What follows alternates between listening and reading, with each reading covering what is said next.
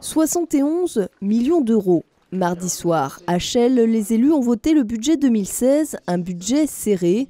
Les dotations de l'État sont en baisse de plus de 2 millions d'euros. Brice Rabast, le maire, poursuit donc sa ligne politique mise en place en 2015, faire des économies. Mais ne serait-ce que renégocier nos contrats énergétiques, c'est 400 000 euros d'économie. Plus réduire notre train de vie en matière de véhicules de fonction, c'est 100 000 euros d'économie. Bref, il y a un travail à faire sur notre propre organisation pour réussir. Autre exemple, réduire les subventions à des structures comme le théâtre ou continuer la réorganisation des services de la ville.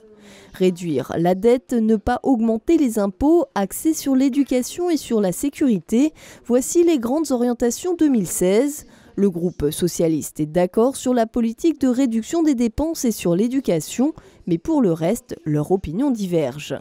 Les secteurs qui nous semblent non pas délaissés, mais sacrifiés, ce sont ceux de la culture qui nous semblent nous primordiales dans le cadre de la mise en œuvre pour les enfants, justement d'une ouverture d'esprit. Et la jeunesse, bien sûr, je pense aux éducateurs de rue, la sécurité, c'est pas seulement la sanction, c'est la prévention. Les caméras, ça va juste aider. Et encore, à minima, la police dans ses enquêtes. Sans surprise, le groupe PS a donc voté contre ce budget, le Front de gauche aussi. C'est un budget d'austérité, c'est un budget qui ne tient pas compte des besoins des Chellois. Derrière, ce sont des services publics en moins pour les Chellois en matière de culture, en matière d'accueil de petite enfance. On a assisté ce soir à la privatisation d'une des crèches municipales. Et puis derrière, ce sont donc de l'emploi public qui est réduit. Le FN s'est lui abstenu.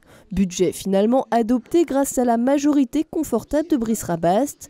En 2016, la ville va donc investir 1,6 million d'euros pour développer le groupe scolaire Pasteur et une nouvelle école dans le centre-ville.